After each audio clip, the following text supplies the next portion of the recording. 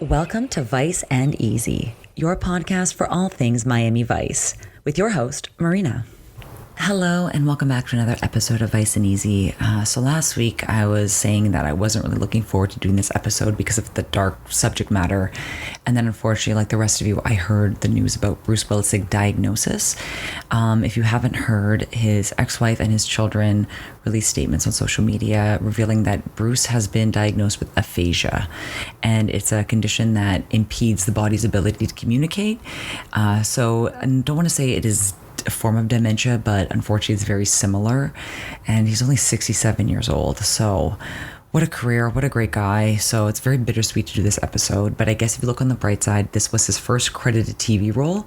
So this week we kind of really get to appreciate the start of his career. And I'm just going to jump into a couple housekeeping notes. I want to say thank you very much for all the feedback and constructive criticism. I am listening, and so in April, I hope to be a little bit less busy with work, and I want to put a little bit more effort. And I got a great recommendation to do clips on the YouTube videos of the podcast to try to sync them with what I'm talking about in the story. So that is something I originally planned to do. It just turned out to be a huge pain in the butt. Now that I'm getting a little bit better at integrating media into the podcast, it should be something hopefully I can provide for you guys within the month of April. So fingers crossed.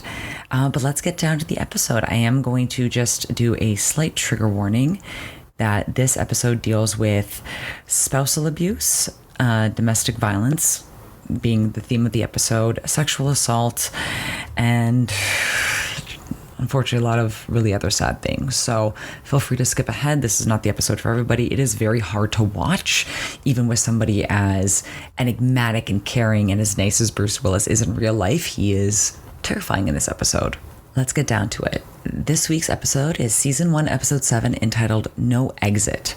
The synopsis: Crockett and Tubbs form an uneasy alliance with the feds to bring down a notorious arms dealer, played by guest star Bruce Willis, who is trying to unload a shipment of Stinger missiles.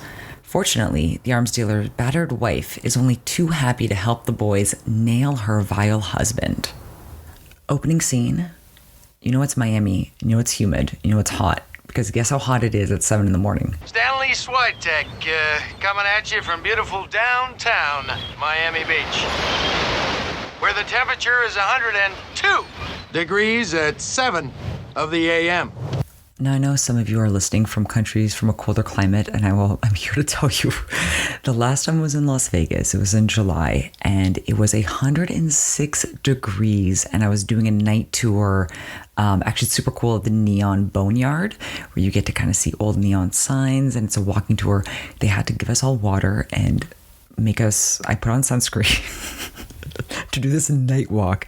It was so hot, and that's not even with the humidity. With the humidity at 102 degrees, it is unbearable. So again, this is a very, very, very toasty day, and people are feeling the heat.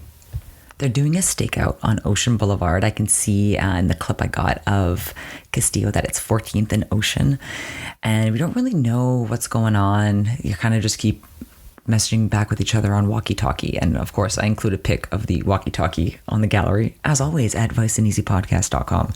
So aside from that, we kind of get a little bit more. These two guys come up to Crockett and they're asking for something.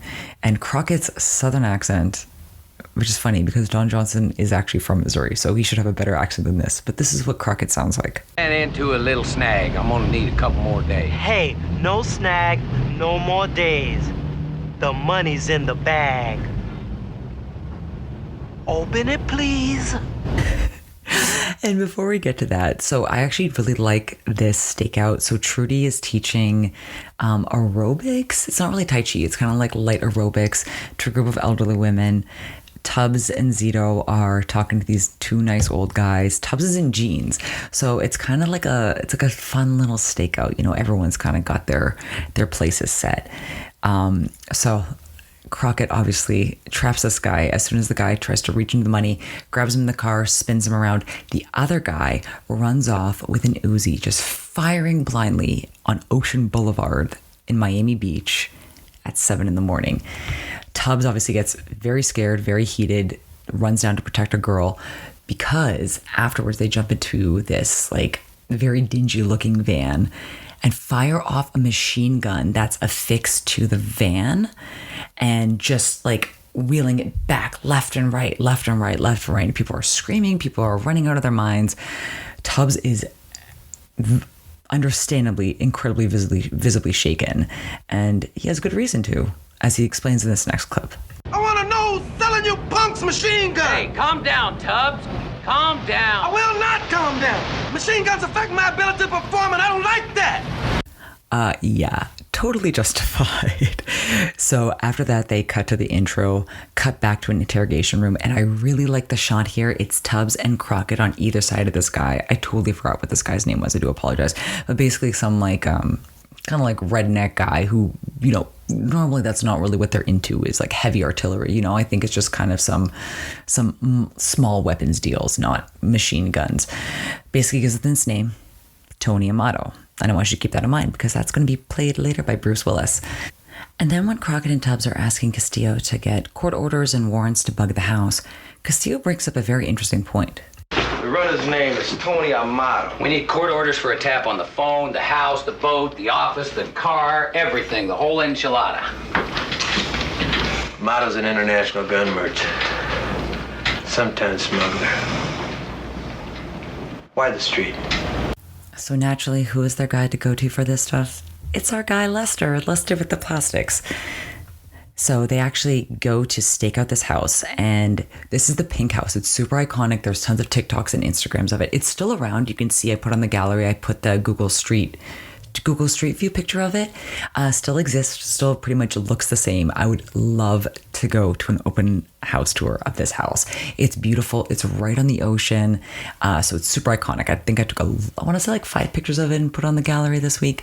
So this is where we see Bruce Willis. We see his wife and we see his handler. And this handler I'm going to get into later on the episode because he is my choice for best dressed this episode. So aside from that, they need to get into the house, bug the house, and do it very, very, very quick, 30 seconds. And in case you're wondering about Florida law, Florida is actually a 2-party consent state. And what that means is that both parties have to consent to being recorded for that evidence to then be admissible into court. Some states are 1-party consent, where let's say I can just record a conversation with someone on the phone and then bring that to my lawyer and say, hey, this guy said he'd do this. I have him on tape. Florida doesn't play that way, which is actually surprising. So fun things I learned. I need to have like a little like Florida law sound effect. And it's just, oh, I think I have one.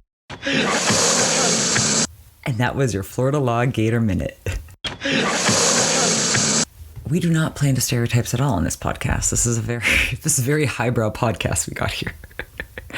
So basically the next scene is that they're doing surveillance from Crockett's houseboat. Don't know why they couldn't have used someone else's boat. I don't know, maybe because it just looked natural, like it looks like someone's house because it is someone's house. So, you know, maybe Tony wouldn't be surprised, or, you know, none of his goons would question why this houseboat's parked across. But so be it for me. I'm not going to get too deep into that.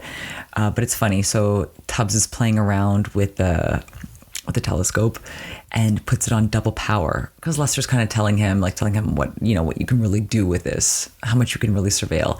And he points it immediately to this beautiful blonde woman working out in a pink bodysuit, pink leotard, big hair. And keep in mind, wasn't it 102 degrees in the morning? And this is the afternoon? Maybe it's the next day, but it's still probably very toasty, you know. Poor girl. Maybe she has to lose weight for boxing or something, or so be it. Probably she's a model. Let's be real. But yeah, she must be mighty toasty in there. The equipment that Lester brings on the boat is actually very fancy. And again, I know this is 1984, so this looks like nothing to us now. It looks big and janky, but basically it's able to deduce the phone number that someone is calling just by the tones. It's sonic integrated. He kind of goes on this little spiel that, it has XYZ and XYZ, and Crockett does not understand a word he's saying. So I know it's funny to us looking back at this now in 2022, but yeah, for 1984, this was very advanced. However, someone is watching them watch them, and a dinghy paddles up. just like in episode 2, Heart of Darkness, Miami Vice and the feds don't really get along, as we can see by this federal agent. Back it down, Clem. Miami Vice. Miami Vice. Oh my God, how rude. I do love they both hate each other. It makes for a very interesting dynamic. But they explain a little bit more about why they're there and are they going to work together? We're here to take over your operation. We're in place. You're not. That's easily changed. You can have your bugs cleaned out and ours installed by tomorrow. Look, you guys are out of your league on this. And what we are is here. What we're not is leaving. That is a very saucy line from Tubbs. I like that a lot. So basically the feds kind of reveal a little bit more information about why they're really there. Basically, the feds say that Tony's waiting on missiles with about 3.5 mile range. And Crockett can't understand why this guy would want missiles. So it turns out that they robbed an armory, National Guard armory. So these are actual American military grade weapons that are now in the hands of an international arms dealer. So it's all pretty bad. So the feds want the missiles if Vice wants to take Tony. Now, trigger warning for this scene. Tony and his wife are getting ready to go to a party. Tony's wife is dressed in a long kind of wrap silk purple dress. I think she looks very pretty. I do not like how Miami Vice styled any woman in their 30s because they just make them look so dowdy, but she actually looks very nice here. And her name is Rita. And in real life, it's Katherine Borowitz, but she is married to someone very famous and very beloved by not only just this podcast host, but by many others. And we'll talk about more of that in Vice Tea. Basically, this is where we kind of get to see that, surprise, surprise, this international arms dealer is kind of a jerk off. And I'm not going to play the clip just because it gets really rough, really violent, really fast. But basically, Crockett is getting really uncomfortable watching this. He really wants to bring this guy in. Tony basically doesn't approve of what his wife is wearing, kind of gives 2 different reasons, basically not really saying that it's revealing, but saying that she doesn't know how to dress, that she wouldn't know how to button up a button. And he tells her to go change, and she says that she wants to leave him. He pushes her into the pool, ends up leaving for the party without her and, blowing off the henchman when he asks about her. Again, this henchman, I will repeat again, best dressed character of the whole episode. Love this man. Love whoever's styling him. I love it. And so on the boat while they're doing surveillance, Crockett's getting really incensed and says that he didn't become a cop to spectate. And Tubbs says that we're going to nail this guy. Let's do it. Let's nail him. So as we can kind of gather from how they've gone about this in previous episodes, they need a lot of charges and they need a lot of information on Tony before they can really get anywhere. And so the next scene, Rita is fully clothed, wet, soaking from being pushed in the pool by Tony Amato. She's calling a woman for help. The woman kind of insinuates that she can help her situation if she wants to take it further. I took it, and Crockett took it, as that she wants her husband killed. So Crockett presents this information to the feds and to the Vice crew the next day. Look, if she takes him out, it blows us all out of the water. I'm willing to take the chance that is not going to happen. You've got Tony Amato under a lot of eyes. He's safer now than he's ever been.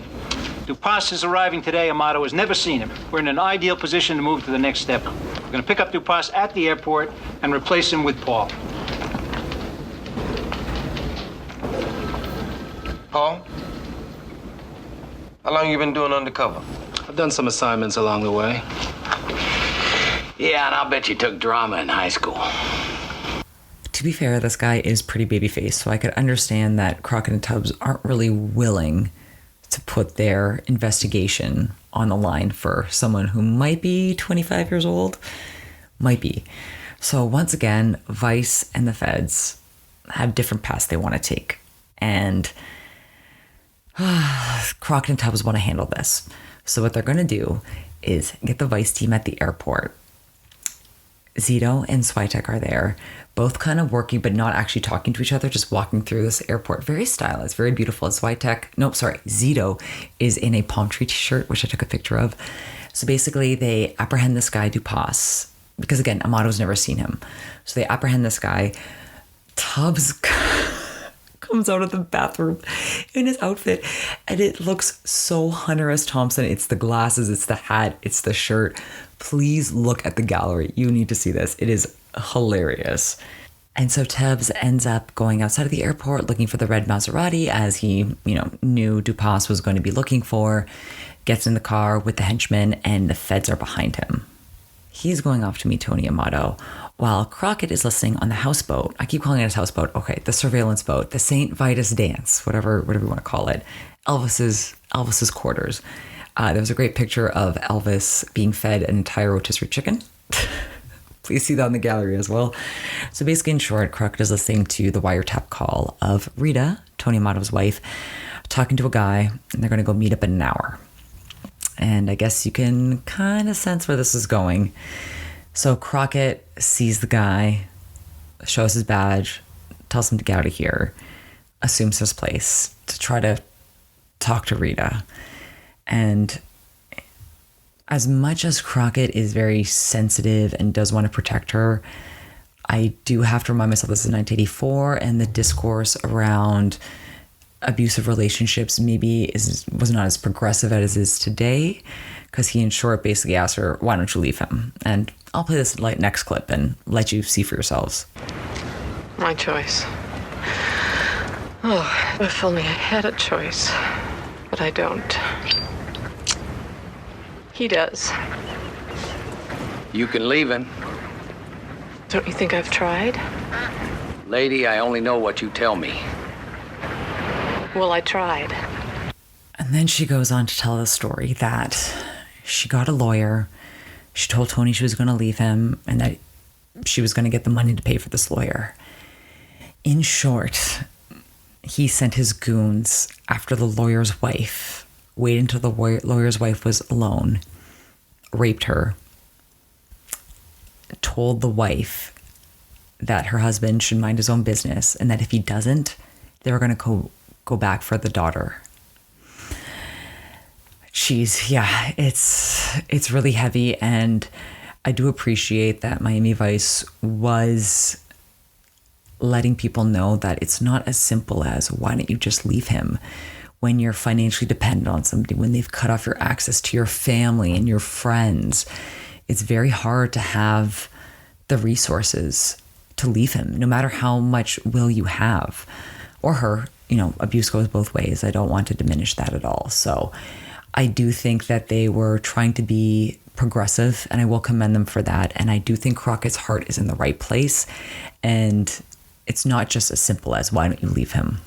And when Rita is retelling the story, she keeps blaming herself about what happened to the wife and says she has no place to turn. And Crockett asks her if she wants him to kill him, but now she doesn't. She's struggling because she says that she wishes him dead every minute, but she can't do it this way. And then he reveals that he isn't who she thinks he is. He's actually a cop, and that he wants to help her. And so she actually does join him and go back to the precinct. He is very sweet. He's trying to comfort her, and he's trying to explain the game plan, that she does have to go back home. He doesn't want her to change her schedule or routine and have Tony be tipped off to anything. And it is sweet. While he's talking this next clip, he does hold her hand to show that he's really there. We'll be right there every minute. Can you do that, Rita? Can you buy us some time? She does agree to work with them. She really does want him put away, and the more charges they can rack up against him, the better chance they have of putting him away for good. However, Castillo brings up a very interesting point. Okay. We haven't heard from everyone on this one. There's got to be someone else waiting in the wings in Washington. That's it. So they haven't heard from everybody. So I think Castillo doesn't have a good feeling about this, and he probably has good cause to. In the next scene, Tubbs, still looking stylish as ever. Tubbs S. Thompson. That's going to be his name in this episode. Tubbs S. Thompson. So he's undercover at a demonstration to see what these missiles can do. Basically, in short, the guy is explaining that the missiles can go up to, 3.5 miles. Sorry, that's the Canadian coming out. 3.5 miles. And that they can hit an aircraft and take it down without having it look like an explosion, and then proceed to test it out. I will just be very superficial here and say that Bruce Willis looks great. He's in not really a royal blue, but it's a very vivid electric blue with white pants. Looks incredibly handsome. Just want to throw that out there. And so the next scene, they're at a club, kind of talking over the logistics and the pricing.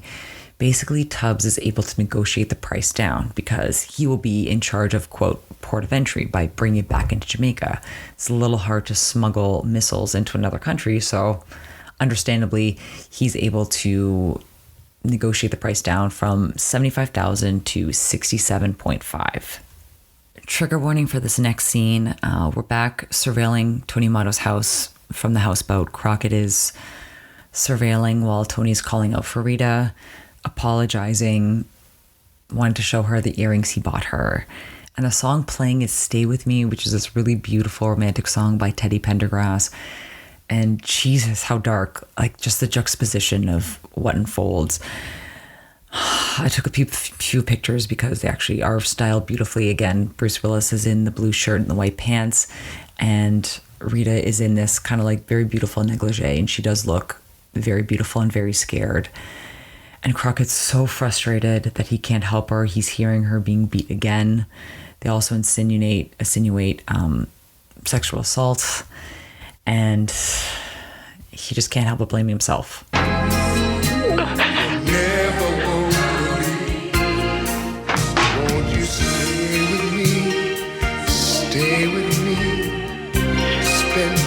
I'm sorry, Rita.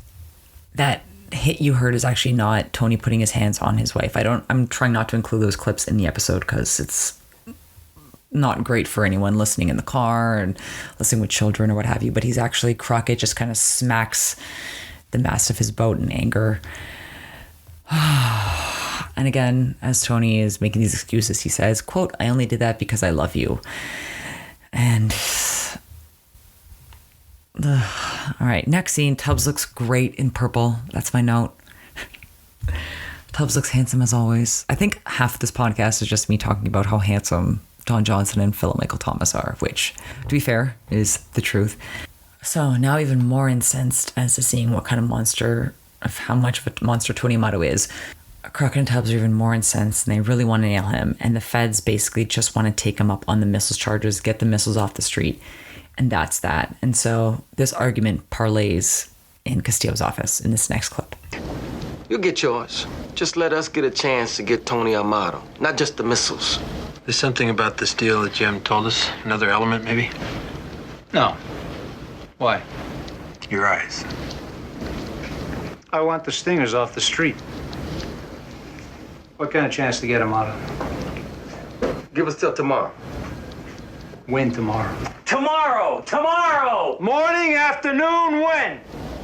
They're gonna call me tomorrow at noon.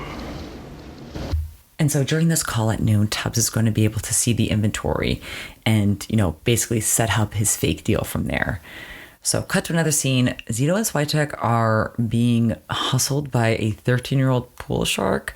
I included a photo. It may just be a smaller build man. That's not how you say it in English. Just a man with a smaller build, but he also kind of looks like he's like 14 years old, which I think is even funnier. So they're doing surveillance. Crockett and Tubbs and another Fed are doing surveillance, watching Tony. Tony gets a call that this guy dropped out. Tony's kind of freaking out, talking to this guy, and bends down and discovers something. He spotted the bug.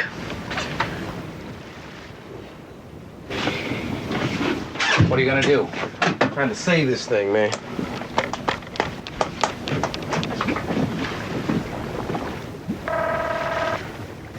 So what Tubbs does is he calls Tony, pretending to be Dupas, and claims that he's also being surveilled and therefore wants to drop out of the deal. However, Tony proposes that they still meet. Look, we can close this deal right now. I'm thinking about getting on the airplane, man, and getting out of here, I don't feel too secure. What are you trying to do, grab me on the price? No, man. And what? What is it? Look! All right, look. You check the inventory out. Then you don't feel secure, you get on a plane. Boom, you're out of here, and we can close the deal long distance. Capiche? Cool. Is that Phil Collins I hear? Is that I Don't Care Anymore coming on in the background? It is. So basically, in short, Dupas, a.k.a. Tubbs, and Tony agreed to meet in an hour, and Crockett calls everybody and says the deal's going down now. It's not actually happening tomorrow. So, of course, since this is Miami, they're going to go meet at some random port. So first, Tony meets Tubbs, a.k.a. Dupas, at the airport, rips open his shirt, kind of tackles him to try to see if he's wearing a wire. Tubbs, naturally, is incensed, grabs his shirt, tries to see if he's wearing a wire. Tony's itching to make the deal, and again, Tubbs' Dupas is kind of like trying to slowly pump the brakes on. He's being a little bit apprehensive and says he'll take a look at the inventory. So basically, when they arrive at the port, everyone's staked out. And Crockett's kind of sneaking around the background. One of Amato's goons thinks he sees Crockett. Crockett's able to hide. And then Dupas says, Tubbs. Sorry, I'm just going to say Tubbs. Tubbs says he likes what he sees, hands over the cash, and the feds, again, blow the cover early. And Tony finds out that Tubbs is a cop. And in this next clip, Crockett calls Rita to tell her the good news. Rita, we got him. Is he dead? No, we're taking him in now.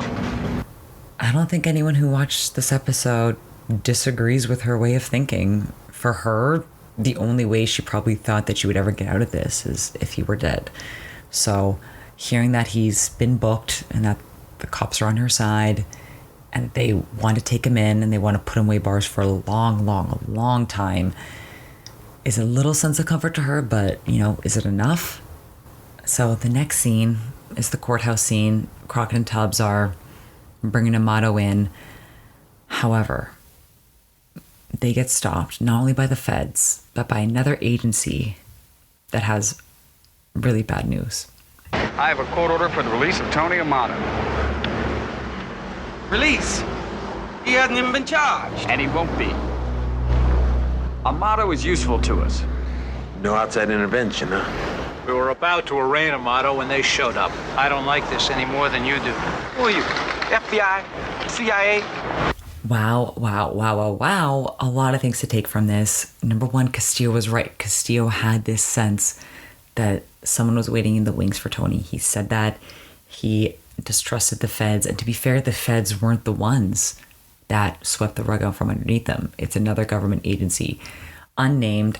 I'm going to go on a limb and say it's the CIA. I wonder why I would say that. He's their end of a conduit. Through him, certain factions in Central and South America are supplied without embarrassing us. Supplied? Guys like Dupas?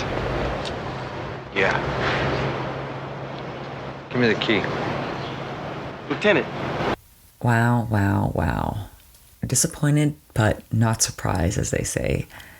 So Castillo ends up taking the key, and unfortunately, because he's done this before, as one of the agents snarkily announces, because he knows that Crockett and Tubbs wouldn't be able to do it themselves.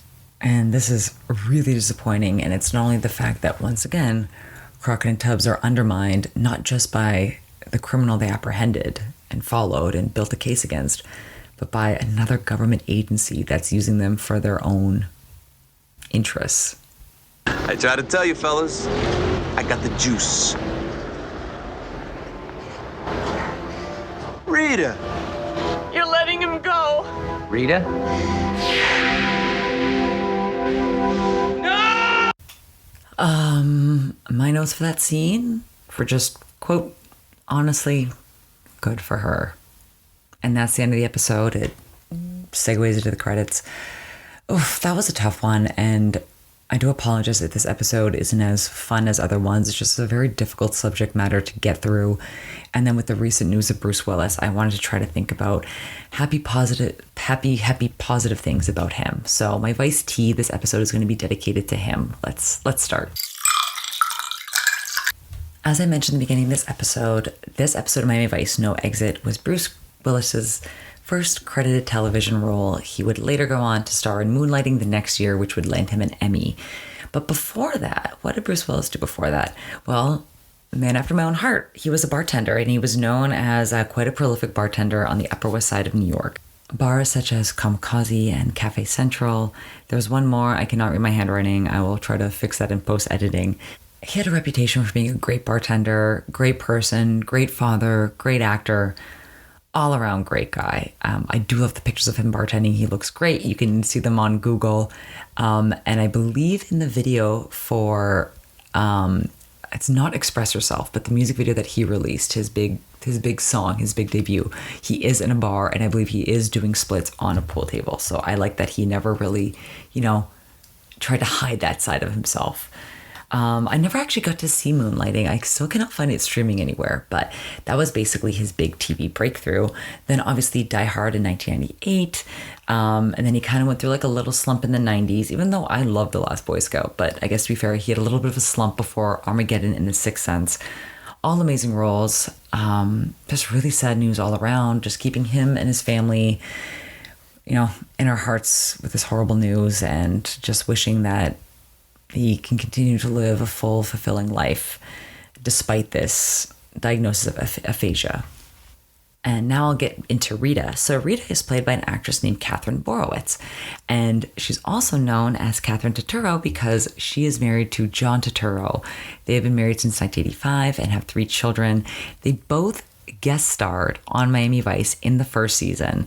And you'll know him. I know him from Mr. Deeds, To Live and Die in LA, and he's currently playing Irving on Severance on Apple TV+, which you have not seen. Definitely go check it out. It is worth finding someone's Apple TV+ login. The only shows I've really watched on Apple TV+, Physical, which is very dark. It's very dark 80s, let's put it that way. I remember there was one episode where I just got triply triggered. Like there were just 3 really traumatic scenes. I was like, oh my God. But it's an interesting story. I think it could, hopefully it'll get better in the second season. Acapulco, which I've spoken about on this show before. It is a very sweet bilingual show, and my favorite character, Don Pedro, is always wearing different colored leisure suits, like short sleeve leisure suits, and he looks, I cannot pronounce that word, leisure suits. It just looks so handsome, so charming. It's just a very cute, wholesome show that I really recommend. And Severance, which is completely different. It's not really a dark comedy, but it is very intriguing. There's lots of little plot points, beautifully shot, lots of liminal spaces, and just very interesting concepts around work and identity, and very interesting show without giving too much away. But that's where you can currently see John Turturro now, also starring Christopher Walken. So definitely go check out Severance. That's my little what to watch this week. All right, so now that we're on happier things, let's get to the Fave 5. The Fave 5 are my favorite things from the episode. They can be everything from songs, scenes, one-liners. So this week, my first one, number 1 of 5, is the shot of the interrogation with Crockett and Tubbs on either side of this guy. I just thought it was very well done. I made a gif of it. Second is Elva's eating an entire rotisserie chicken that Crockett just throws in his mouth. Like, what about the bones? But I guess to be fair, he's an alligator. He can handle bones like nobody's business. Number 3, also tying into Best Dressed. My personal choice for Best Dressed character this episode is Tony Amato's Henchman. I just love what he's wearing. Lots of low shirts, lots of unbuttoned shirts, lots of chest hair, a big thick mustache. This guy is just living 1984. Number 4 is there's this beautiful shot of Crockett where he's surveilling the Pink House and Rita and Tony. And there's this beautiful shot of Miami in the background that's actually a picture. It's not the actual shot of Miami, but I just love the juxtaposition. Just great shot. Also, Crockett looks great in orange. I know that Don Johnson is quite tanned, so I think it just like pops. And then with the contrast of the blue eyes, just pops again because it's opposite on the color wheel. So super handsome. And then my last Fave 5, which ties into more Pink House fun facts, which I couldn't really find. I was trying to find who owned the Pink House, who had sold it. But the Pink House, they do an exterior shot that I loved, and I include in the gallery, just where you can see the glass blocks and the lights illuminating the water. Beautiful. And I did add, I think I already mentioned this in the top of the episode, I did add the Google Map screen cap. So, and the address is there. You can go check it out if you're in Miami. I'm sure the owners are used to it. Not that I recommend going to people's houses, but, you know, I'm sure there's maybe like a tour guide or something. And now on to music. So there's only actual 2 released songs that aren't, you know, the Jan Hammer instrumentals this week. First one, as we kind of heard in the intro, and then we heard again during the heist. Not the heist. What's the name for it?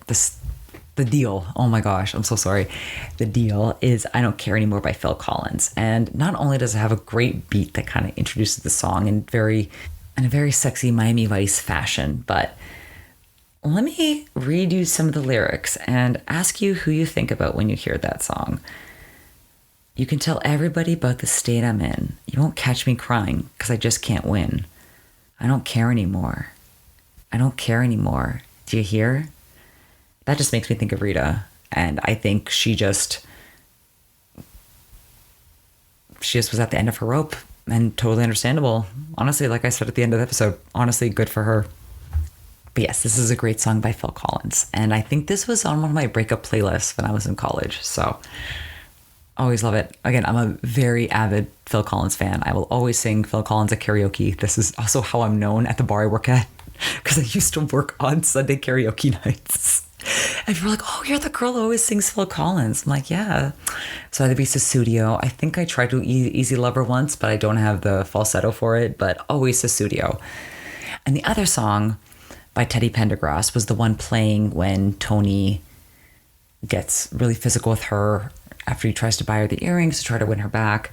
And just this juxtaposition of like that sweet, romantic, beautiful song with the violence is a little jarring. Very well done. I'm not trying to take away from that. I understand what they were trying to do cinematically, but super jarring. But however, beautiful song. I love Teddy Pendergrass. My favorite Teddy Pendergrass song is I Don't Love You Anymore. And kind of similar to this juxtaposition, that song is like super upbeat and funky, and he's basically saying, I'm not in love with you. I'll take care of what I got to take care of. I'll make sure you won't go hungry, but I'm over it. I'm not into you. I'm out. And love Teddy Pendergrass.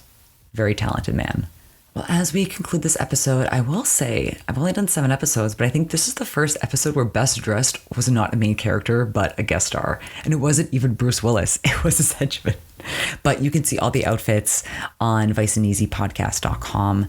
And there should be a link in the episode description on Spotify, Apple, wherever you get your podcast. And I want to say thank you for joining me. I know this episode is a little rough, but I think it's really cool that we're able to explore and kind of fall in love with Bruce Willis again as we're going over his first credited television role. And from there, he parlayed that into The Twilight Zone. And from there, he went to Moonlighting. And there he went to Die Hard.